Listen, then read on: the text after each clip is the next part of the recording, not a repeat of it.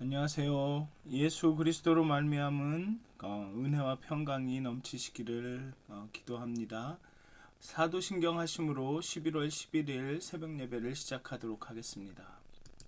전능하사 천지를 만드신 하나님 아버지를 내가 믿사오며 그 외아들 우리 주 예수 그리스도를 믿사오니 이는 성령으로 잉태하사 동정녀 마리에게 나시고 본디오 빌라도에게 고난을 받으사 십자가에 못 박혀 죽으시고 장사한 지 사흘 만에 죽은 자 가운데서 다시 살아나시며 하늘에 오르사 전능하신 하나님 우편에 앉아 계시다가 저희로서 산 자와 죽은 자를 심판하러 오시리라. 성령을 믿사오며 거룩한 공회와 성도가 서로 교통하는 것과 죄를 사하여 주시는 것과 몸이 다시 사는 것과 영원히 사는 것을 믿사옵나이다. 아멘. 찬송가 212장 함께 하시겠습니다. 찬송가 212장입니다. 통합은 347장입니다. 겸손히 주를 섬길 때 찬송가 212장 통합 347장입니다.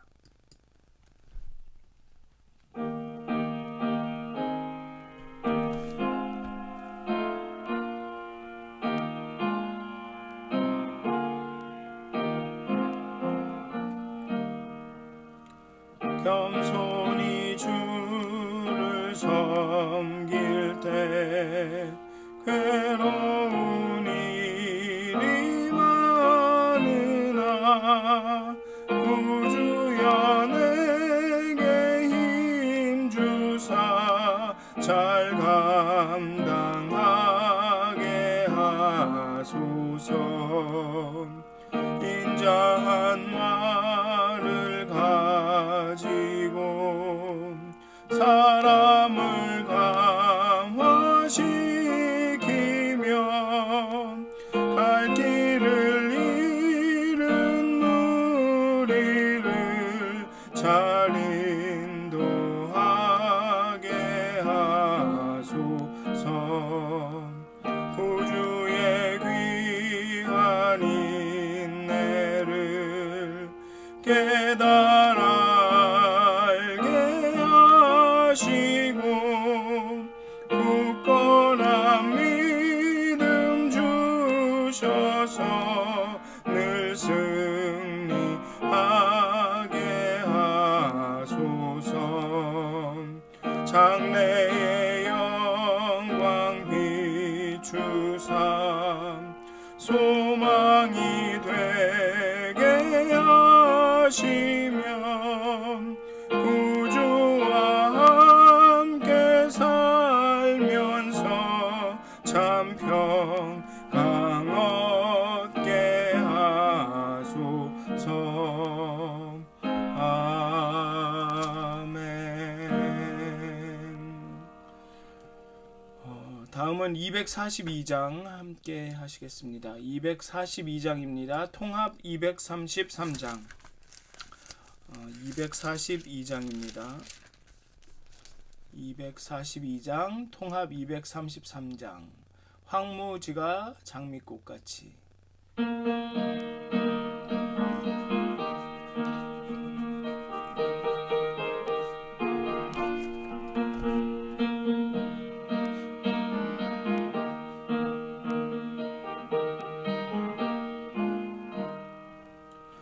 황무지가 장미꽃같이 피는 것을 볼 때에 구속함에 노래 부르며 거룩한 길 다니리. 거기 거룩한 그 길에 검은 구름 없으니 낮과 같이 맑고 밝은 거룩한 길 다니리. 하나님의 아름다움과 그의 영광 볼 때에 모든 괴로움 잊어버리고 거룩한 길 다니리. 거기 거룩한 그 길에 검은 구름 없으니 낮과 같이 맑고 밝은 길 다니리 마른 땅에 샘물 터지고 사막에 물을 흐를 때 기쁨으로 찬송 부르며 거룩한 길 다니리 거기 거룩한 그 길에 없는 구름 없으니 낮과 같이 밝고 맑은 거룩한 곳 다니리 거기 악한 짐승 없으니 두려울 것 없겠네 평안함과 즐거움으로 거룩한 길 다니리 거기 거룩한 그 길에 없는 구름 없으니 낮과 같이 맑고 밝은 거룩한 길 다니리 거기 죄인 전혀 없으니 거룩한 자뿐이라 주님 주신 멸류관 쓰고 거룩한 길 다니리 거기 거룩한 그 길에 없는 구름 없으니 낮과 같이 맑고 밝은 거룩한 길 다니리. 아멘. 다 같이 기도하시겠습니다. 하나님, 이 시간 겸손히 하나님 앞에 나와 무릎을 꿇고 하나님을 예배합니다. 하나님께 기도합니다. 또 하나님의 말씀을 묵상합니다. 이 시간 정말 우리와 함께하여 주시고 그 거룩한 영을 우리에게 부어주셔서 정말 황무지와 같은 우리의 마음이 황무지와 같은 우리 영혼이 정말 그 옥토처럼 아버지 많은 열매를 맺는 그 옥토로 바뀔 수 있도록 하나님 우리와 함께해 주시옵소서. 정말로 그리하여서 하나님 우리 마음에 심기운 하나님의 말씀이 정말 싹이 나고 열매를 맺는 꽃이 피고 열매를 맺는 그런 놀라운 일들이 나타나게 해 주시옵소서. 항상 우리의 영혼을 깨워주시고 정말 우리의 영의 눈을 열어주시고 정말 세밀히 일하시는 또 은밀히 일하시는 그 하나님의 일하심을 보고 알게 해 주시옵소서. 하나님 이 아침도 우리를 깨우쳐 주시고 정말 하나님의 평강으로 우리를 가득 채워 주시옵소서. 감사합니다. 예수님의 이름으로 기도하였습니다. 아멘. 오늘 함께 나누실 말씀은 누가복음 2장 1절부터 20절까지의 말씀입니다. 누가복음 2장 1절부터 20절까지의 말씀입니다. 드디어 2장에 왔습니다. 제가 봉독해 드리도록 하겠습니다. 그때 가이사 아구스도가 영을 내려 천하로 다 호적하라 하였으니 이 호적은 구레뇨가 수리아 총독이 되었을 때 처음 한 것이라. 모든 사람이 호적하러 각각 고향으로 돌아가매 요셉도 다윗의 집 족속이므로 갈릴리 나세렛 동네에서 유대를 향하여 베들레헴이라 하는 다윗의 동네로 그 약혼한 마리아와 함께 호적하러 올라가니 마리아가 이미 잉태하였더라. 거기 있을 그때에 해산할 날이 차서 첫 아들을 낳아 강보로 싸서 구유에 누였으니 이는 여관에 있을 곳이 없음이러라. 그 지역의 목자들이 밤에 밖에서 자기 양떼를 지키더니 주의 사자가 곁에 서고 주의 영광이 그들을 두루 비치매 크게 무서워하는지라. 천사가 이르되 무서워하지 말라. 보라, 내가 온 백성에게 미칠 큰 기쁨의 좋은 소식을 너희에게 전하노라. 오늘 다윗의 동네에 너희를 위하여 구주가 나셨으니 곧 그리스도 주시니라. 너희가 가서 강보에 쌓여 구유에 누여 있는 아기를 보리니 이것이 너희에게 표적이니라 하더니 호련히 수많은 천군이 그 천사와 함께 하나님을 찬송하여 이르되 지극히 높은 곳에서는 하나님께 영광이요 땅에서는 하나님이 기뻐하신 사람들 중에 평화로다 하니라. 천사들이 떠나 하늘로 올라가니 목자가 서로 말하되 이제 베들레헴으로 가서 주께서 우리에게 알리신 바 이 이루어진 일을 보자 하고 빨리 가서 마리아와 요셉과 구유에 누인 아기를 찾아서 보고 천사가 자기들에게 이 아기에 대하여 말한 것을 전하니 듣는 자가 다 목자들이 그들에게 말한 것들을 놀랍게 여기되 마리아는 이 모든 말을 마음에 새기어 생각하니라. 목자들은 자기들에게 이르던 바와 같이 듣고 본 그 모든 것으로 인하여 하나님께 영광을 돌리고 찬송하며 돌아가니라. 아멘. 마침내 드디어 예수님의 이 탄생의 이야기가 시작됩니다. 예루살렘으로 호적하러 가서 예수를 낳는 이야기, 그리고 목자들에게 천사들이 나타나서 그 소식을 전하는 장면, 그리고 이 목자들이 아기를 경배하는 내용으로 이렇게 오늘의 단락은 전개가 됩니다. 어쩌면 의아해 하셨거나 놀라셨을지도 모릅니다. 여관에 방이 없어 방을 찾아다니는 이 커플의 장면이나 동방 박사가 예물을 가지고 와서 예수님을 경배하는 이야기가 누가복음에는 없습니다. 우리가 가지고 있는 예수의 탄생 이야기, 네티비티라고 하죠. 그 이야기가는 이 사복음서 마태, 마가, 누가 복음의 내용의 종합인 것입니다. 마가복음은 아예 예수님께서 요한에게 세례 받으시는 장면으로 시작합니다. 즉 이 네 가지 복음서 각각이 그들만의 관점에서 예수의 탄생과 시작을 서술했고, 또 우리가 알고 있는 예수의 그 탄생의 이야기는 그 모든 것을 종합한 것이죠.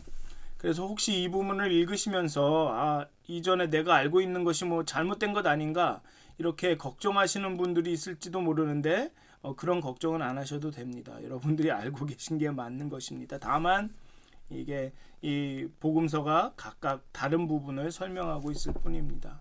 어쨌든 중요한 것은 누가는 예수의 탄생의 역사적인 배경을 제시함으로써 여기에 보면 아구스도가 영을 내려 천하로 다 호적하라 하였으니 이 호적은 구레뇨가 수리아 총독이 되었을 때 처음 한 것이다 라고 어떤 왕의 명령에 따라서 그 지역의 총독이 호적을 행했다라고 이야기를 하고 있죠. 이렇게 역사적인 배경을 제시함으로써 누가는 예수의 탄생을 세계 역사의 관점에서 소개하고 있고, 또 그가 인류의 구원자로서 역사의 전면에 등장하는 모습을 이렇게 서술합니다. 로마 황제 아우구스투스의 통치 아래서 총독 구레뇨가 유대를 다스릴 때 한 인구 조사를 배경으로 예수의 탄생은 일어납니다. 그런데 예수의 탄생은 단 두 줄에 설명이 됩니다. 여기 보면 마리아가 이미 잉태하였더라. 거기 있을 때 그때 해산날이 차서 첫 아들을 낳아 강보로 싸서 구유에 누였으니 이는 여관에 있을 곳이 없음이로라. 너무나도 간단하게 그냥 잉태하여서 해산날이 차서 낳았다라고 이렇게 간단하게 설명하고 있는데요. 어쩌면 누가는 이리저리 자세한 설명을 막 붙이는 것이, 너무 자세하게 묘사하는 것이 어쩌면 역사적인 사실성을 떨어뜨린다고 생각했을 수도 있습니다. 그래서 독자들이 읽으면서 이 사람이 좀 이렇게 많이 꾸미는구나, 뭔가를 너무 요즘 말로는 이렇게 조미료를 많이 치는구나, 이렇게 생각할 수도 있을 것 같아서 아마도 누가는 간단하게 잉태하였고 해산날이 차서 아이를 낳았다 라고 말함으로써 좀 더 뭔가 역사적으로 사실성을 더 강조하는 방향으로 이 저술을 한 것 같습니다. 어쨌든 메시아는 아주 열악한 환경에서 태어났습니다. 말 구유에서 태어났습니다. 우리가 이 크리스마스 때마다 보는 그 구유와 아기 예수가 이렇게 놓여 있는 구유와 이런 것들은 너무 어떻게 보면 너무 팬시하죠. 너무 깨끗하고 예쁘고 너무 아기 예수에 이렇게 딱 맞는, 진짜로 그 뭐라 그러나요? 그게 그 베스넷 같이 이렇게 보이는데, 사실 실제 구유를 보면 아주 지저분하고 뭐 어설프기 짝이 없고 그렇습니다. 아마 실제 구유를 보셨으면 내 아기는 절대 거기에 놓일 수 없다라고 생각을 하셨을 거예요. 그런데 메시아가 그런 곳에 나신 것이죠. 그렇게 낮은 곳으로 임하신 것이죠. 그리고 목자들에게 이제 천사가 나타나서 예수의 탄생의 소식을 전합니다. 그런데 지금 1장, 2장을 다 보면 천사가 어떤 하나님의 메시지를 가지고 사람들에게 나타났을 때 그때 처음 하는 말은 모두가 다 동일하게 두려워 말라입니다. 두려워 말라. 그리고 성경에서 쓰이는 가장 많은 명령문, 하나님이 우리에게 하는 명령문 중에 하나가 두려워 말라입니다. 두려워 말라. 제가 전에도 말씀드렸듯이 성경에는 366번에 366번에 맞나요? 이게 두려워 말라가 나옵니다. 366번에 두려워 말라가 나옵니다. 즉 365일을 하나씩 두려워 말라를 쓰고 여분으로 하나가 더 남는 거죠. 그렇게 하나님이 우리에게 요구하시는 것, 어쩌면 원하시는 것은 두려워 말라입니다. 두려워 말라. 내가 너에게 줄 메시지가 있다. 두려워 말라. 내가 너희를 보호하고 있다. 두려워 말라. 내가 너희를 이 모든 상황을 잘 통제하고 있다. 라는 것이죠. 그리고 더 중요한 것, 오늘의 본문에서는 두려워 말라. 내가 너희에게 큰 기쁨의 소식이 있다. 라고 말씀하시는 것입니다. 그리고 그 큰 기쁨의 소식은 무엇이냐 하면 구주가 이 세상에 나셨고 그리고 그 구주는 다름이 아닌 평화의 왕이다라는 것입니다. 오늘 누가의 본문에서 근데 특이한 것은 이 누가는 이 가난한 자들에 대한 관심을 보이고 있습니다. 예수를 경배하러 오는 사람들이 동방 박사가 아닌 목자들로 대체되었습니다. 즉 예수의 오심은 가난한 자들, 소외받는 자들, 어쩌면 억압받는 자들을 위해서 오신다라는 것을 좀 더 강조한 것 같습니다. 예수의 오심으로 이루어지는 하나님 나라에서 가난한 자들은, 소외당하는 사람들은, 그 억압받는 사람들은 그런 소외의 대상이 아니라 배려의 대상입니다. 사실 이 본문을 읽었던 그 1세기의 그 유대인들이나 팔레스틴 지역의 사람들에게는 이거는 놀랄만한 사실이었습니다. 왜냐하면 그 당시 목자들은, 양치기들은 뭐라 그럴까요? 흔히 말하는 뭐라 그럴까요? 무리배들 뭐라 그러나요? 깡패라고 그래야 되나? 그런 사람들처럼 여겨졌습니다. 그냥 무리로 돌아다니면서 양을 치러 돌아다니면서 이렇게 막 나쁜 짓을 하기도 하고 무리끼리 아주 이렇게 어떤 무례한 짓들을 막 하는 그런 집단으로 여겨졌습니다. 그런데 천사가 그런 사람들한테 나타나서 그 메시아의 오심의 메시지를 전해 주었다. 그 다른 사람도 아닌 아무 다른 그런 그 계층의 사람도 없이 그냥 이 누가복음에서는 그 목자들에게만 그 메시지를 줬다라는 것은 1세기 독자들에게는 엄청난 큰 충격이었을 것입니다. 아니 예수님이 하나님의 메시지가 저런 비천한 사람들에게 온단 말이야? 그런 충격이었을 것입니다. 그런데 누가는 그것을 통해서 예수의 오심은 하나님의 나라가 오는 것들은 가난한 자들과 소외받고 억압받는 그런 사람들을 위한 것이다라는 것을 좀 더 강조하였던 것입니다. 이 목자가 전하는 이 메시지를 천사로 받은 이 메시지를 목자는 그 예수를 경배하러 가서 거기에 있는 사람들에게 그리고 그 예수의 부모들에게 요셉과 마리아에게 전합니다. 그리고 많은 사람들은 이 메시지를 듣고 이상히 여기죠. 사가랴가 말을 못하게 되었을 때 사람이 이상히 여긴 것과 마찬가지로 이상히 여깁니다. 무엇이 일어나고 있는지 잘 이해를 하지 못한 것이죠. 그러나 마리아만은 성령이 충만한 사람들만은 이것을 유심히 듣고 기억합니다. 하나님이 일하시고 계시구나 라고 판단하기 때문이죠. 그리고 이 목자들은 영광을 돌리며 기쁨으로 돌아갔습니다. 그리고 여기서 보면 찬양하며 간다고 했는데요. 아마도 이런 찬양을 했을 것 같습니다. 지극히 높은 곳에서는 하나님께 영광이요 땅에서는 하나님이 기뻐하신 사람들 중에 평화로다가 찬양이었을 것입니다. 예수님은 구주로 오셨습니다. 그리고 누가복음에서 재차 강조하듯이 그리고 평화의 왕으로 오셨습니다. 그리고 억압받고 낮은 곳에 있는 사람들, 소외받는 사람들, 가난한 사람들, 그런 사람들을 위해서 오셨습니다. 평화의 왕으로 오셨습니다. 그래서 오늘도 열심히 사실 텐데요. 열심히 또 하루를 보내실 텐데요. 정말로 두려워하지 않으셨으면 좋겠습니다. 두려워하지 않으시고 정말 그리스도 예수를 통해서 그 메시아를 통해서 이 땅에 널리 알려진 전파된 그 기쁨의 소식을 좀 들으셨으면 좋겠습니다. 구원이 가까워왔다. 구원자가 오셨다. 하나님의 나라가 이제 이 땅에 시작되었다. 라는 것들을 다시 한번 기억하셨으면 좋겠고 정말 그곳으로 인하여서 정말 평화가 정말 여러분들 가운데 하나님이 기뻐하신 사람들 중에 평화가 넘치시기를 한번 이 말씀을 다시 들으셨으면 좋겠습니다. 하나님이 기뻐하신 사람들 중에 평화가 하나님께서는 여러분들을 기뻐하십니다. 그리고 평화를 주시길 원하십니다. 다시 한번 예수님은 구주시며 우리의 평화의 왕이십니다. 그러니 두려워하지 않으셨으면 좋겠습니다. 그리고 정말로 그 큰 기쁨의 소식을 마음 깊이 새기시고 정말 오늘 하루도 평안한 하루가 되시기를 주님의 이름으로 기도합니다. 네, 다 같이 기도하시겠습니다.